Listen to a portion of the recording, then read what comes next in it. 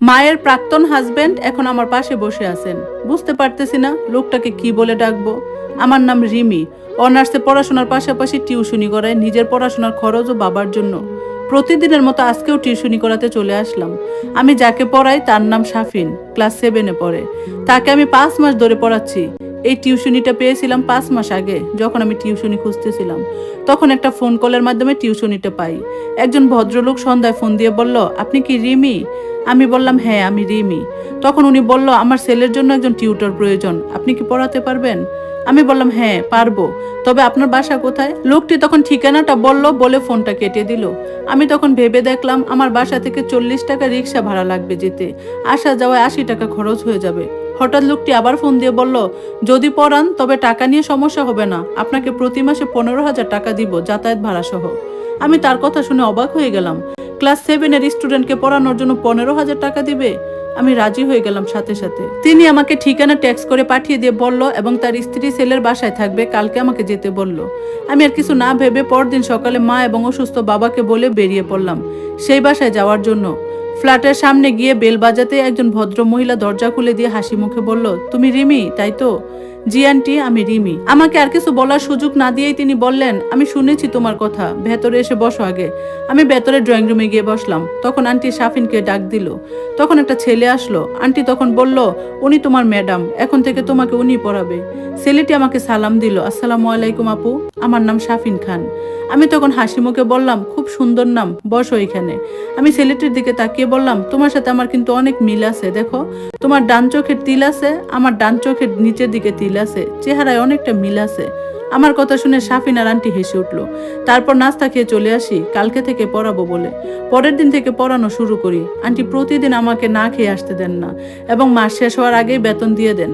তার সাথে বেশি কিছু টাকা দিয়ে দেয়, আমি না করি তারপরও দেয়। তবে শাফিনের বাবা মানে আঙ্কেলকে দেখতাম না। আমি যখন পড়াতে আসি তখন তিনি অফিসে থাকেন, তাই হয়তো দেখা হয় না। 3 মাস পরে একদিন দেখা হয়েছিল। তাকে দেখে আমি অবাক হয়ে গিয়েছিলাম। তার চোখের নিচেও আমার মতো তিল, দেখতো আমার মতো। তিনি আমাকে হাসি মুখে বললেন, কেমন আছো মা?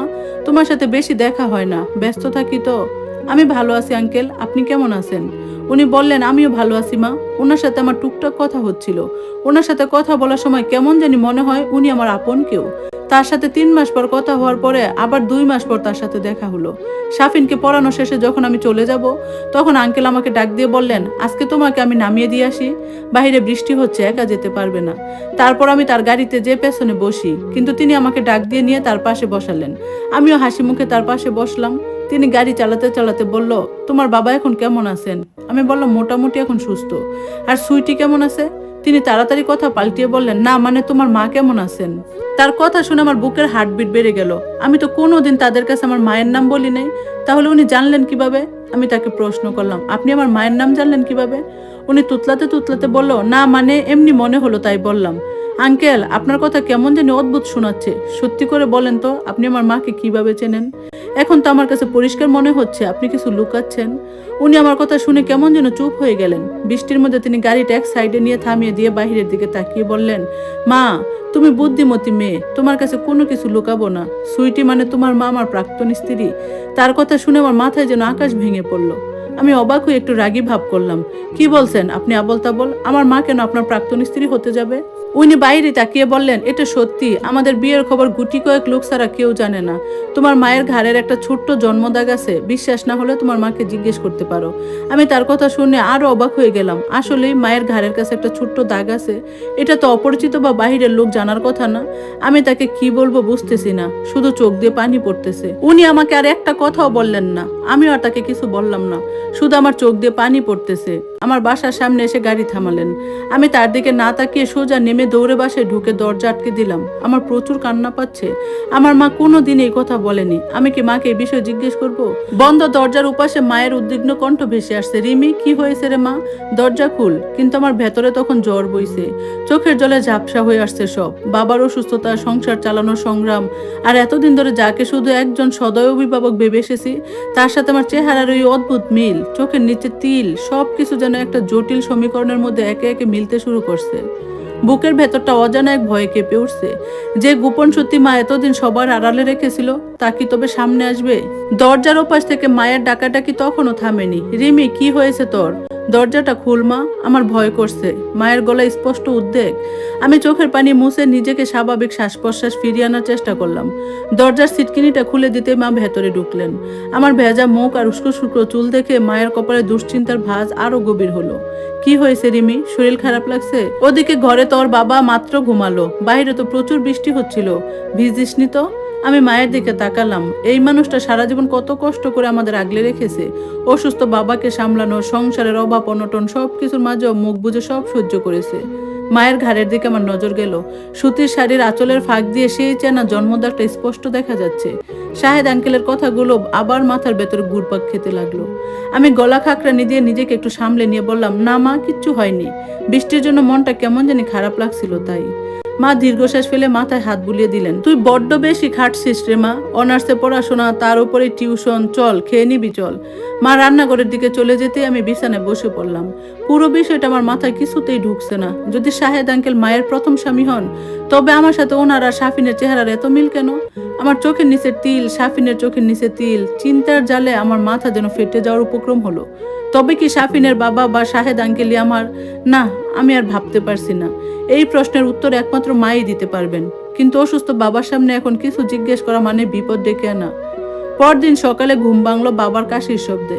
বাবার কাছে গিয়ে ওষুধটা খাইয়ে দিলাম। বাবা আমার দিকে তাকিয়ে মৃদু হেসে বললেন, রিমি, তোর মুখটা আজ এত ফ্যাকাশে লাগছে কেন রে মা? শরীর ভালো তো?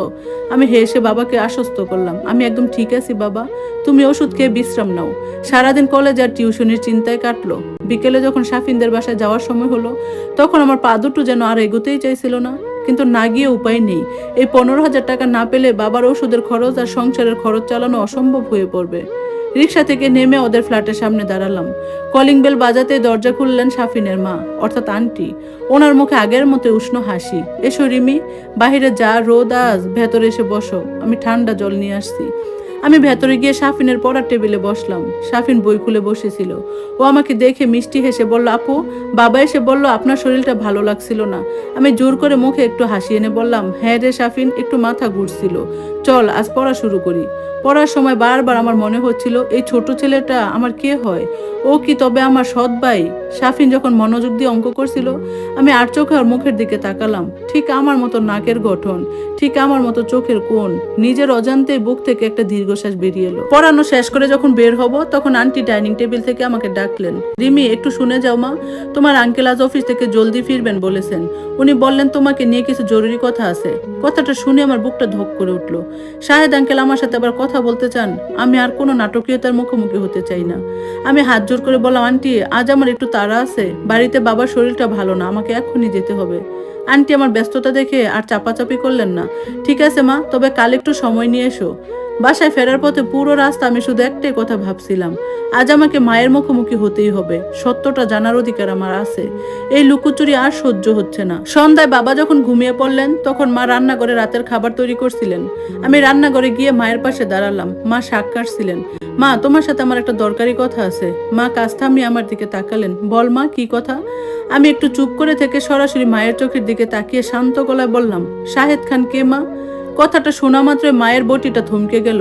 মায়ের হাত দুটো কেঁপে উঠলো স্পষ্ট। ফর্সা মুখটা মুহূর্তের মধ্যে রক্তশূন্য হয়ে সাদা হয়ে গেল। মা যেন নিজের কানকে বিশ্বাস করতে পারছিলেন না। তুই এই নাম কোথায় পেলি রিমি? মায়ের গলা দিয়ে হেডফোনে আসা বিকৃত আওয়াজের মতো অস্পষ্ট শব্দ বের হলো। আমি মায়ের হাত দুটো শক্ত করে ধরে বললাম, আমি যার ছেলেকে পড়াচ্ছি সে আর কেউ নয় মা, শাহেদ খান। উনি কাল আমাকে সব বলেছেন। উনি বলেছেন তুমি ওনার প্রাক্তন স্ত্রী। এবার তুমি বলো মা, এটা কি সত্যি কিনা? আর উনি যদি তোমার প্রাক্তন স্বামী হয়, তবে ওনার সাথে আমার চেহারার এত মিল কেন? আমার আসল পরিচয় কি মা? আমার প্রশ্নের মুখে মা নিজেকে ধরে রাখতে পারলেন না। পাশে থাকা কাঠের পিঁড়িটার উপর বসে পড়ে দু হাতে মুখ ঢেকে কেঁদে উঠলেন। মায়ের কান্না দেখে আমারও চোখ ফেটে পানি চলে এলো। মা কাঁদতে কাঁদতে বললেন, রিমি, আমাকে ক্ষমা করে দিস মা। আমি বাধ্য হয়েছিলাম এই সত্যিটা তোর থেকে লুকিয়ে রাখতে। কিন্তু ভাগ্য যে তোকে আবার ওনার সামনে এনে দাঁড় করাবে, আমি তার স্বপ্নেও ভাবিনি। মায়ের কথা শুনে আমার বুকের ভেতরের কম্পন আরো বেড়ে গেল। অন্ধকার এক সত্যের দরজায় আমি যেন দাঁড়িয়ে আছি, যা খুললে হয়তো আমার গোটা জীবনটাই বদলে যাবে। মায়ের চোখ দিয়ে অঝরে পানি ঝরছে। রান্নাঘরে মায়ের ফ্যাকাশে মুখটা দেখে মনে হচ্ছিল জীবনের কত বড় এক বোঝা তিনি এতদিন বুকের ভেতর চেপে রেখেছিলেন। আমি মায়ের পাশে হাঁটু গেড়ে বসে ওনার হাত দুটো শক্ত করে ধরে শ্বাসরুদ্ধ অপেক্ষায় করছিলাম। মা শাড়ির আঁচল দিয়ে চোখের পানি মুছে কেঁপে ওঠা গলায় বলতে শুরু করলেন, হ্যাঁ রিমি, শাহেদ আমার প্রথম স্বামী। তবে এই কথাটা তোর বাবা কিংবা আমাদের পরিবারের কেউ জানে না, শুধু আমাদের গুটি কতক বন্ধু বান্ধব ছাড়া কেউ জানতো না এই বিয়ের খবর। কথাটা বলেই মা এক মুহূর্তের জন্য থামলেন। মনে হলো বহু বছরের পুরনো কোনো ধুলোবালি জমে থাকা স্মৃতির পাতা উল্টাচ্ছেন। শাহেদ আর আমি একই কলেজের পড়াশোনা করতাম। আমরা ক্লাসমেট ছিলাম। প্রথমে বেশ ভালো বন্ধু ছিলাম দুজনে, কিন্তু কিছুদিন যেতে না যেতেই শাহেদ আমাকে ভালোবেসে ফেলে এবং প্রেমের প্রস্তাব দেয়। কিন্তু আমি সোজা না করে দিয়েছিলাম। ওর থেকে দূরে সরে থাকার জন্য কথা বলা বন্ধ করে দিয়েছিলাম। কিন্তু শাহেদ এত সহজে হাল ছাড়ার পাত্র ছিল না। মা একটা দীর্ঘশ্বাস ফেলে আবার বলতে লাগলেন, একদিন কলেজ থেকে ফেরার পথে শাহেদ আমার সামনে দাঁড়িয়ে পকেট থেকে ব্লেড বের করে নিজের হাত কেটে ফেললো। রক্তে ভেসে যাচ্ছিল ওর হাত। ও চিৎকার করে বলছিল, তুমি যদি আমার প্রস্তাবে রাজি না হও সুইটি, তবে আমি এখানেই মরে যাব। আমি ভয় পেয়ে গিয়েছিলাম রিমি। সত্যি বলতে ও অন্যায় করলো আমার মনের ভেতরে ওর জন্য একটা আলাদা টান তৈরি হয়েছিল। আমি নিজের অজান্তে ওকে ভালোবেসে ফেলেছিলাম। আমি কোনো কথা না বলে স্তব্ধ হয়ে মায়ের কথা শুনছিলাম। মা কান্না ভেজা কণ্ঠে বললেন, আমি সেদিন ওকে পরিষ্কার বলেছিলাম, তোমার সঙ্গে আমি লুকিয়ে প্রেম করতে পারবো না শাহেদ। যদি আমাকে ভালোবাসো আর যদি ক্ষমতা থাকে তবে আমাকে বিয়ে করে ঘরে তোলো, আমি তোমার সংসার করব। আমার এই কথা শুনে শাহেদ আর দেরি করেনি। সেদিনই ও কয়েকজন বন্ধু বান্ধব নিয়ে আমাকে কাজী অফিসে ডেকে নিয়ে আমাদের বিয়ের ব্যবস্থা করেছিল। ওরাই ছিল আমাদের সেই গোপন বিয়ের সাক্ষী। বিয়ে তো হলো, কিন্তু সমাজ আর পরিবারকে ফেস করার ক্ষমতা তখন আমাদের কারোই ছিল না। আমরা দুজনে পড়ালেখার চাপ আর সুবিধার বাহানা দিয়ে যার যার বাসায় বানিয়ে বললাম। বাবাকে গিয়ে বললাম কলেজের কাছে বান্ধবীদের সাথে হোস্টেলে উঠতে হবে, যাতায়াতের ভীষণ কষ্ট হচ্ছে। তোর নানা ভীষণ রাগী মানুষ ছিলেন। প্রথমেও একদম রাজি হননি, কিন্তু আমার আর মায়ের কান্নাকাটিতে শেষ পর্যন্ত রাজি হলেন। ওদিকে শাহেদ ও তার পরিবারকে ভুল বুঝিয়ে অনুমতি নিয়ে এলো। মায়ের চোখ দিয়ে আবার পানি গড়িয়ে পড়লো। আমরা কিন্তু কোনো হোস্টেলে উঠিনি রিমি। হোস্টেলের কাছে একটা খুব ছোট বাসা ভাড়া নিয়েছিলাম কম টাকায়। আমার আর শাহেদের ছোট্ট সংসার শুরু হয়েছিল সেখানে। দুটো মাস যে কিভাবে কেটে গেল আমরা কিছুই টের পাইনি। পৃথিবীর সব আলো যেন ওই দুটো রুমের মধ্যেই ছিল। 2 মাস পর হঠাৎ একদিন বাসা থেকে বাবার ফোন এলো। ভীষণ জরুরি ভিত্তিতে আমাকে বাড়ি চলে যেতে বলা হলো। শাহেদকে বলে আমি 2 দিনের জন্য গ্রামে নিজের বাড়ি চলে গেলাম। ভেবেছিলাম হয়তো সাধারণ কোনো বিষয়, কিন্তু বাড়ি গিয়ে দেখি পুরো বাড়িতে উৎসবের আবহ। আত্মীয় স্বজন বাড়ি গিজ গিজ করছে। আমাকে দেখার সাথে সাথেই তোর নানি রান্নাঘর থেকে বের হয়ে এসে বলল, তাড়াতাড়ি সেজে রেডি হয়ে নে সুইটি, পাত্রপক্ষ তো প্রায় চলেই এলো। মায়ের কণ্ঠ এবার আরো ভারী হয়ে এলো। কথাটা শোনা মাত্র আমার মনে হয়েছিল মাথার উপর থেকে পুরো আকাশটা যেন ভেঙে পড়ছে। হাত পা ঠান্ডা হয়ে আসছিল আমার। আমি রান্নাঘর থেকে মাকে টেনে নিয়ে সোজা বলে দিয়েছিলাম, মা আমি এখন কোনো বিয়ে করতে পারবো না। তোর নানি তখন আমার মুখ চেপে ধরে ভয় পাওয়ার গলায় বলছিল, এই কথা ভুলেও তোর বাবার সামনে বলিস না সুইটি। তোর বাবা বেঁচে থাকতে আমাদের মুখ আর সমাজে দেখাবে না। বাবা কিছু শোনেননি। কাউকে কোনো কথা বলার সুযোগ না দিয়ে তোর বাবার সাথে আমার বিয়েটা দিয়ে দিলেন। আমার পড়ালেখাও চিরতরে বন্ধ হয়ে গেল। সেই সাথে বন্ধ হলো কলেজ হোস্টেলে ফেরার দরজাও। মা চোখ বন্ধ করে একটা গভীর নিঃশ্বাস নিলেন। শ্বশুর বাড়িতে যাওয়ার পর গোপনে খবর নিয়েছিলাম। লোকমুখে শুনেছিলাম আমার বিয়ের খবর পেয়ে শাহেদ নাকি বিষ খেয়ে আত্মহত্যার চেষ্টা করেছিল। অনেক যুদ্ধ করে হাসপাতালের বেডে থেকে ভাগ্যক্রমে সেদিন বেঁচে ফিরল ও। মায়ের কথাগুলো আমার কান পার হয়ে সরাসরি বুকের ভেতর গিয়ে বিঁধল। কিন্তু আমার মাথার ভিতরে আসল প্রশ্নটা তখনও অমীমাংসিত। আমি এবার মায়ের থুতনি ধরে মুখটা উপরে তুলে ব্যাকুল গলায় জিজ্ঞেস করলাম, মা সব বুঝলাম, কিন্তু শাহেদ আঙ্কেলের কথা যদি সত্য হয় তবে আমি কে মা? ওনার আর শাফিনের চেহারার সাথে আমার এত মিল কেন? আমার চোখের নিচে এই তিলটা, ওনার চোখের নিচেও ঠিক এইরকম তিল আছে কেন মা? আমি কি তবে? আমার প্রশ্নটা শেষ করার আগেই মা ঝটকা দিয়ে ওনার হাত দুটো আমার কাছ থেকে ছাড়িয়ে নিলেন। ওনার চেহারায় যেন এক অজানা ভীতি আর অপরাধবোধ স্পষ্ট হয়ে উঠল।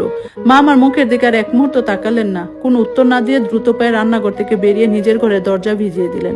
রান্নাঘরের মাঝখানে আমি একা বসে রইলাম। ঘরের নীরবতা যেন আমাকে গিলে খেতে আসছিল।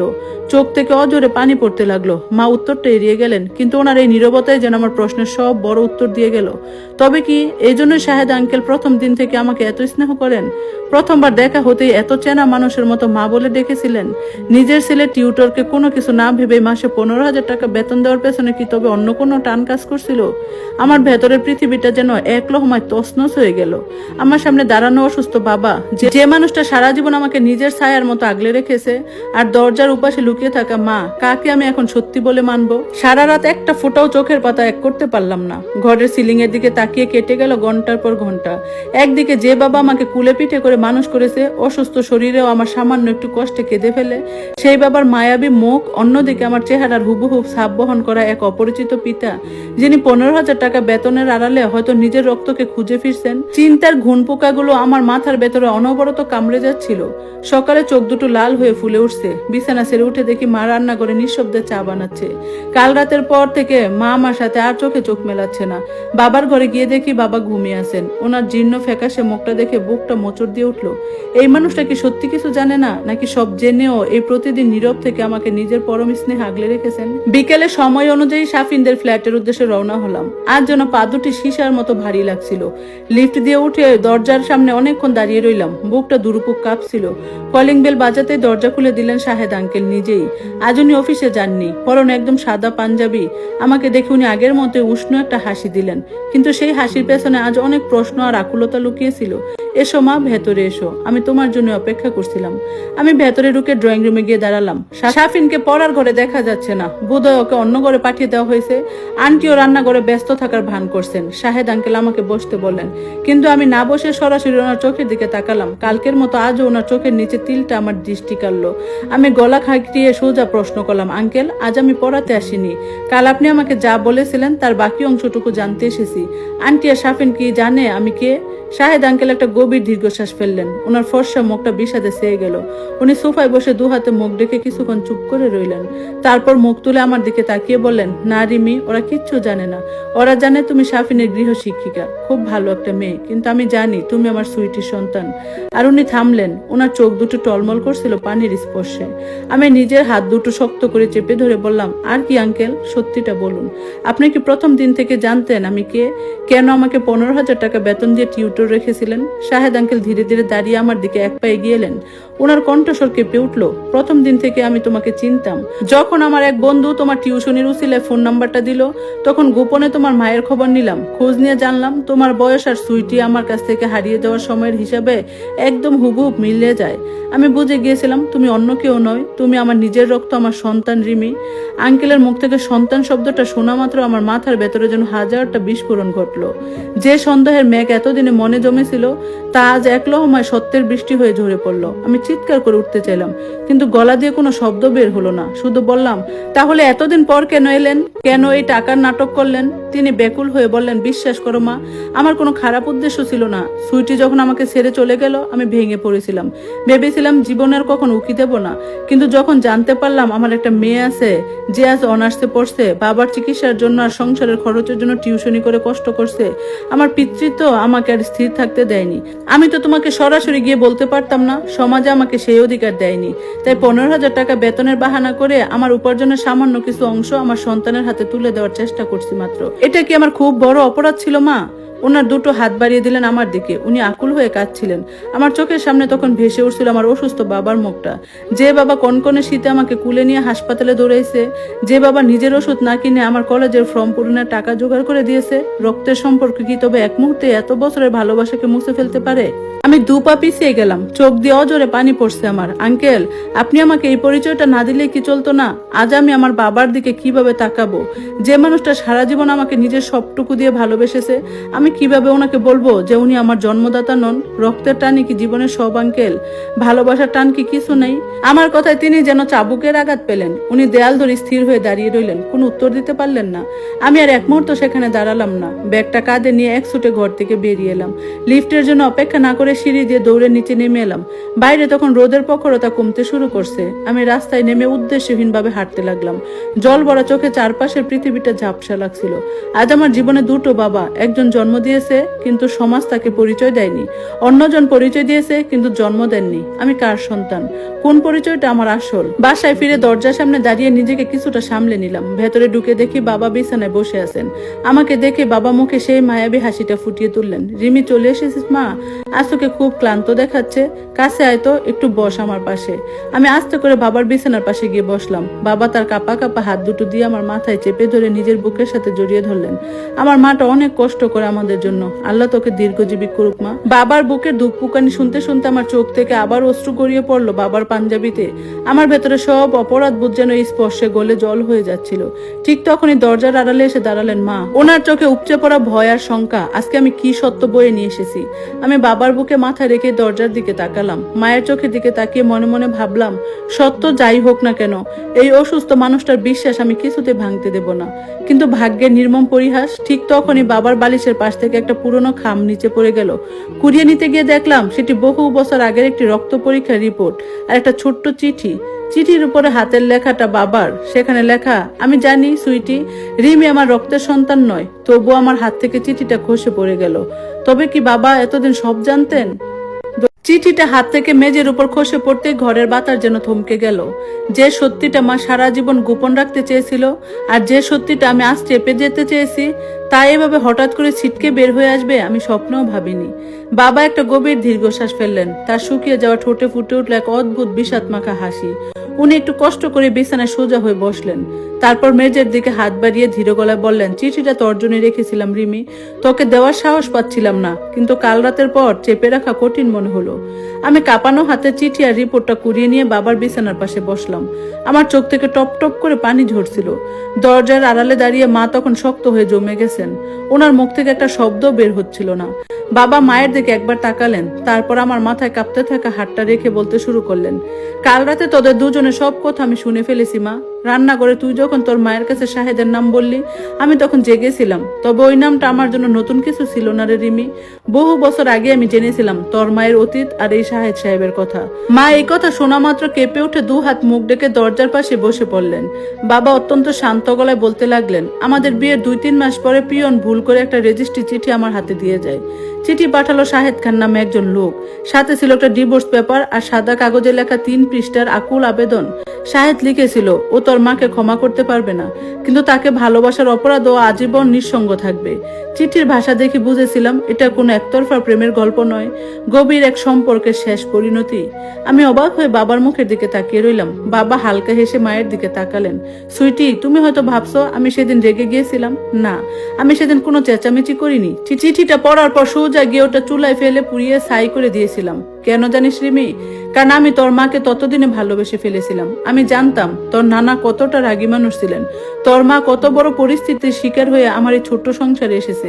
আমি চাইনি আমার একটা কথায় তোর মা সারা জীবন অপরাধ বোধ নিয়ে আমার পাশে থাকুক। আমি সিদ্ধান্ত নিয়েছিলাম এই কথা আমার সাথে কবরে যাবে। বাবার কণ্ঠস্বর একটু বুঝে এলো। উনি একটু পানি খেয়ে আবার বলতে শুরু করলেন, তবে আসল ধাক্কাটাই খাই আরো কয়েক বছর পর। তুই তখন 7-8 বছরের চঞ্চল একটা মেয়ে, সারাদিন ঘরময় ছুটে বেড়াস। আমাদের সংসারে আরো একটা বাচ্চার ইচ্ছে হলো, কিন্তু 2-3 বছর পার হয়ে গেল, কিছু হচ্ছে না দেখে আমি কাউকে না জানিয়ে শহরে গিয়ে নিজের ফার্টিলিটি টেস্ট করালাম। কারণ আমি জানতাম তোর মায়ের শরীরে কোনো সমস্যা নেই, তুই তো ওর কোলে আলো করে এসেছিলি। বাবার চোখ দিয়ে এবার টলমল করে উঠলো। উনি মেঝের দিকে তাকিয়ে একটা গভীর দীর্ঘশ্বাস ফেললেন। রিপোর্টটা যেদিন হাতে পেলাম, ডাক্তার সোজা বলে দিলেন আমি কোনোদিন বাবা হতে পারবো না। সেদিন হাসপাতাল থেকে বের হয়ে রাস্তার পাশে একটা গাছের তলায় বসে আমি 3 ঘন্টা অজরে কেঁদেছিলাম। বিশ্বাস কর রিমি, আমি কোনোদিন নিজে বাবা না হতে পারার জন্য কাঁদিনি।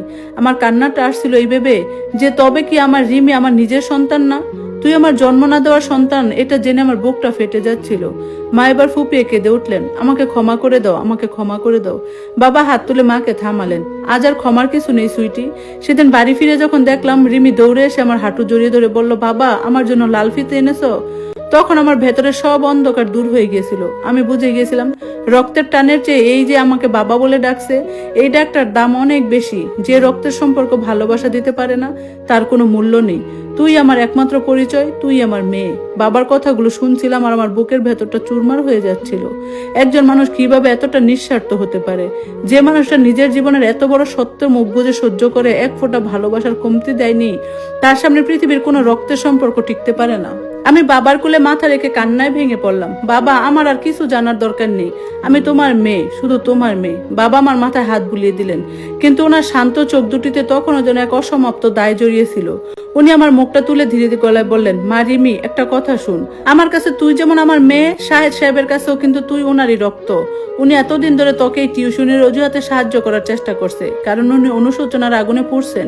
উনি হয়তো তোকে কোনোদিন নিজের মেয়ে বলে পরিচয় দিতে পারবেন না, কিন্তু পিতা সেই আকুলতা তো ভুল নয়। বাবার কথাটা শুনে আমি চমকে উঠলাম। আমি ভেবেছিলাম বাবা হয়তো আমাকে শাহেদ আঙ্কেলের কাছ থেকে দূরে থাকতে বলবেন, কিন্তু বাবা তো অন্য ধাতুতে গড়া মানুষ। বাবা আবার বললেন, কাল তুই আবার তাদের বাসায় যাবি রিমি, শাহেদ সাহেবের সামনে গিয়ে দাঁড়াবি, কিন্তু কোনো রাগ বা অভিমান নিয়ে নয়। উনি তোকে জন্ম দিয়েছেন আর আমি তোকে আগলে রেখেছি। এই দুই বাবার মাঝে দাঁড়িয়ে আজ তোকে একটা কঠিন সিদ্ধান্ত নিতে হবে মা। দরজার আড়ালে দাঁড়ানো মায়ের চোখ দিয়ে তখনও নীরব অশ্রু ঝরছে। বাবার দেওয়া এই অসামান্য উদারতা পুরো ঘরের পরিবেশটাই বদলে দিল।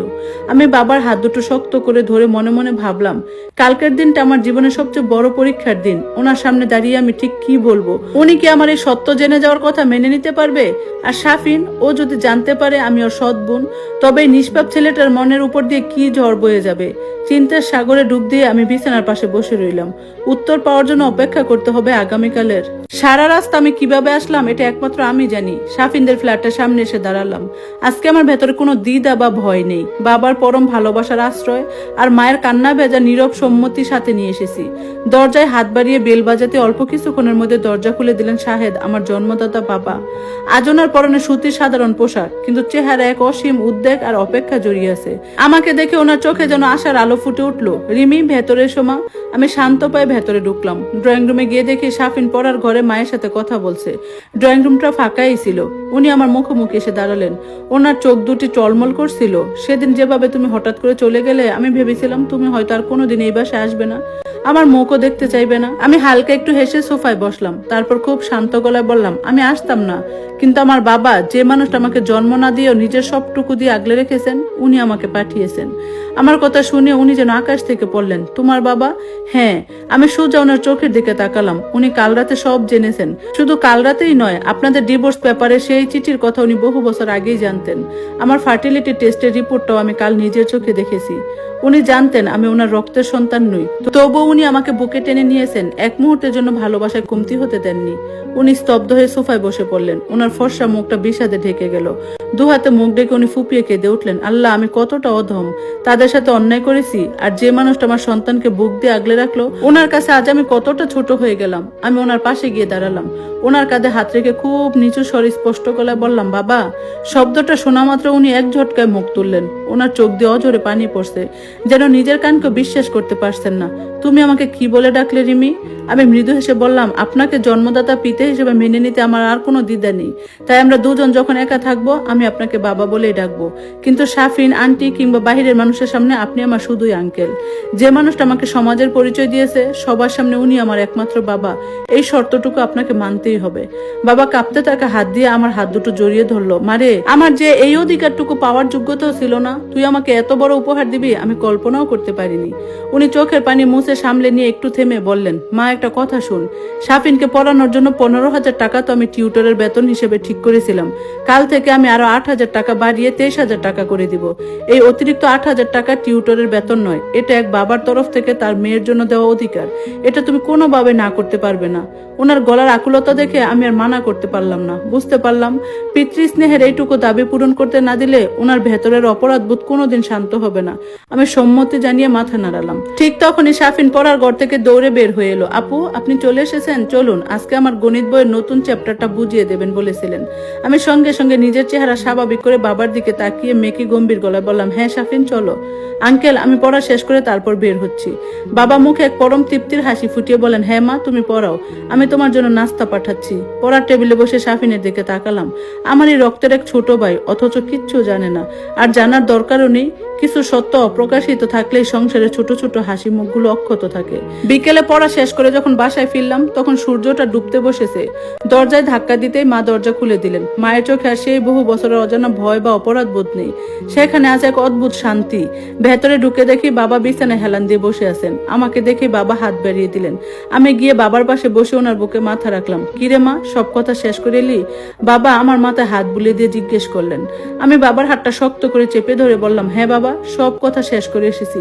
রক্তের টান আর ভালোবাসার টানের মাঝে আজ সমীকরণ মিলে গেল। বাবা আর মা পরস্পরের দিকে তাকিয়ে এক টুকরো স্বস্তির হাসি হাসলেন।